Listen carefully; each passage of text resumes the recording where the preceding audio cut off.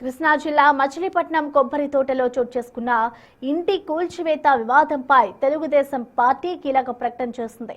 ఈ వివాదానికి సంబంధించి ఎంపీ బాలశౌరిపై టీడీపీ నేత దిలీప్ కుమార్ చేసిన వ్యాఖ్యలతో పార్టీకి ఎలాంటి సంబంధం లేదని టీడీపీ పట్టణ అధ్యక్షుడు లోగిశెట్టి వెంకటస్వామి స్పష్టం చేశారు. ఇకపై ఈ అంశంపై ఎలాంటి తదుపరి వ్యాఖ్యలు కానీ విమర్శలు కానీ చేయవద్దని దిలీప్ కు పార్టీ తరఫున స్పష్టమైన ఆదేశాలు జారీ చేశామని లోగిశెట్టి స్వామి పేర్కొన్నారు. కూటమి ధర్మాన్ని కాపాడుకునేందుకు ఇరు పార్టీల నేతలు కార్యకర్తలు సంయమనం పాటించాలని ఆయన కోరారు.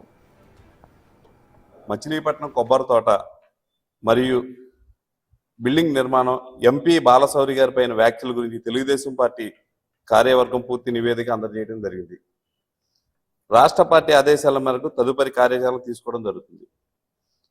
ప్రస్తుతం దిలీప్ గారు నిర్వహిస్తున్న మీడియా సమావేశాల ఆరోపణలు పూర్తిగా వ్యక్తిగతం. దీంతో పార్టీకి ఎటువంటి సంబంధం లేదు.